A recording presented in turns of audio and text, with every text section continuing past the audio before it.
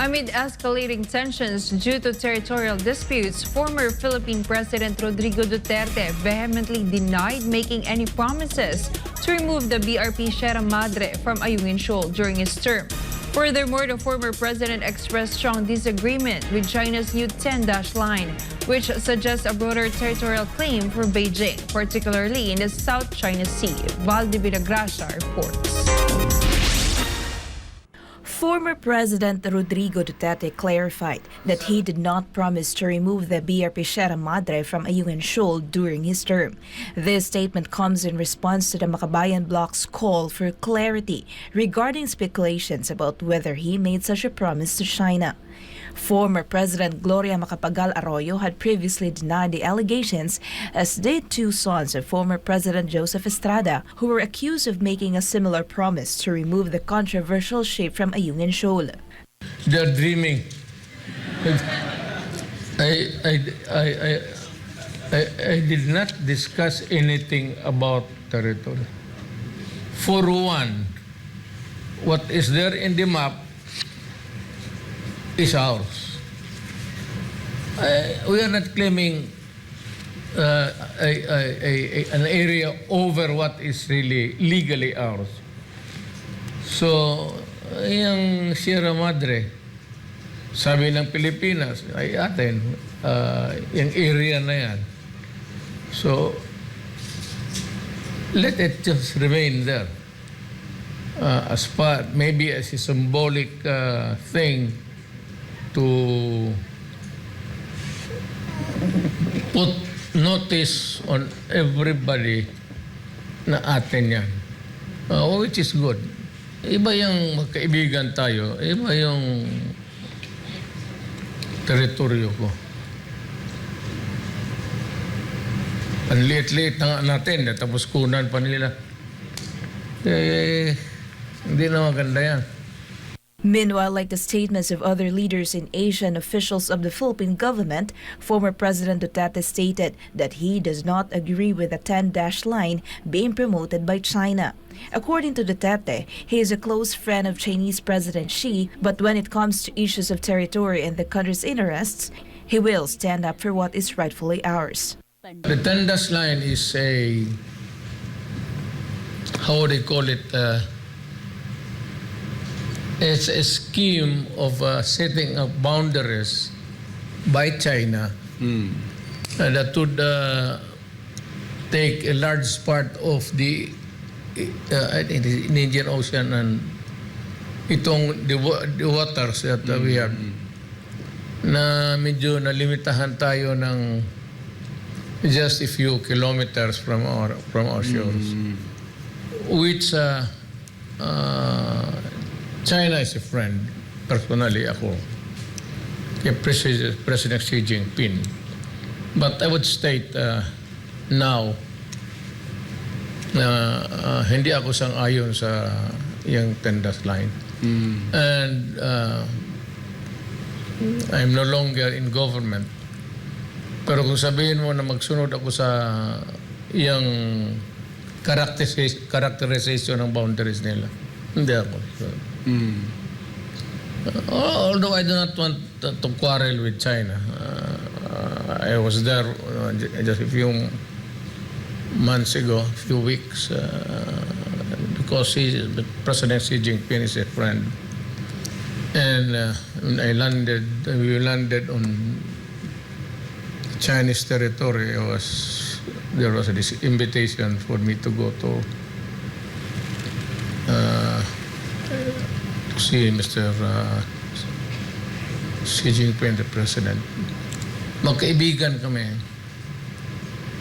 Pero okay lang yung pagkaibigan namin. It does not include what is the interest of my country.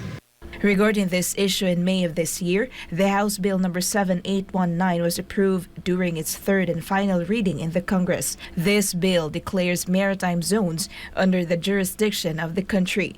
According to House Speaker Martin Romualdez, this proposed legislation provides flexibility in implementing the laws related to the rights and obligations that the country may enforce within its maritime zone. 8 senators also introduced their respective bills for similar reasons. Recently, former Philippine ambassador to Greece and Cyprus Rigoberto Tiglao published an opinion article expressing concerns that under the proposed legislation being pushed in Congress regarding maritime zones, it is possible that a Kalayaan group of violence could be lost once it becomes a law.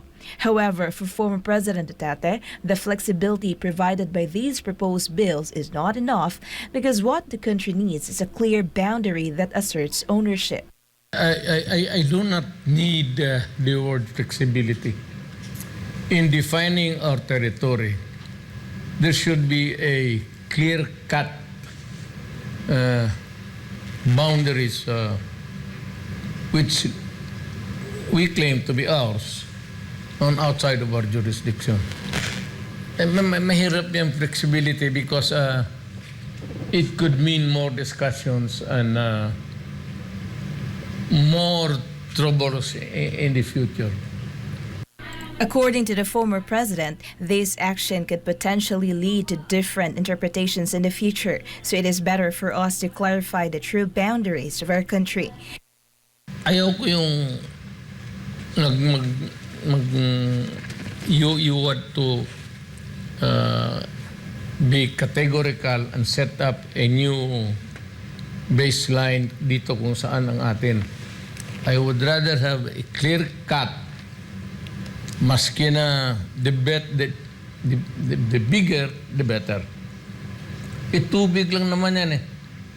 So, kung tubig lang pag-usapan natin, it's all water, I would rather that I would have a bigger share of the portion of the ocean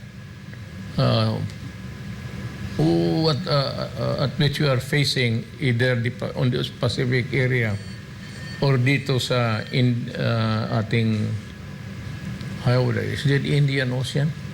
Dito banda sa taas. Yung pababa, yun na yung South China Sea. Conflict of interest. Yeah. Yan ang akin. Ayaw ko yung flexibility, mahirap yun. It could give rise to a different interpretation or can have a more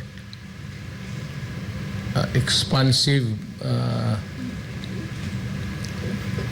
definition. Mahirap yun. Mas mabuti yung klaro. According to Duterte, he will not allow the Philippines' long contested territories to fall into the hands of other countries, even if they are allies. He stated that he is ready to fight for and defend the country's territories to death. As far as I'm concerned, yung territory natin is non-negotiable and it is freed of whatever friendship is one, alliance is another one, but the territory itself must be ours. Kung maaari lang, ako pa yung mag-agaw. If I were to have my way, I'd rather expand it until the shores of India and China. I am not about ready to give up a part of the territory of my country. Which is ours. We'll defend it to death if need be. Atin yan. Yes. Former President Duterte emphasized that one of the sources of food and livelihood for the country is the surrounding seas. That's why it is crucial to protect it. He believes that the future of the nation is at stake, making this issue highly sensitive in his view. I would never yung liitan yung teritoryo ko. Kasi mahirap lang tayo na bayan. We need a bigger expanse of the waters for our use, our resources, to get food. And it's all tubig na nakukuha natin, yung sa tubig na nakukuha natin yung mga resources natin. Yan ang ano yan. That's why it's a very sensitive issue to me when it comes to territory. I would never give an inch. So yan ang ano, that's the rationale of the way I think about tong mga territories. Lalo na yung territories that would produce food and whatever resources that we can get. But mainly food. We do not want to quarrel. We cannot afford it. But I would say that when it comes to conflicting claims, we must insist on it. Because our existence is connected with the issue.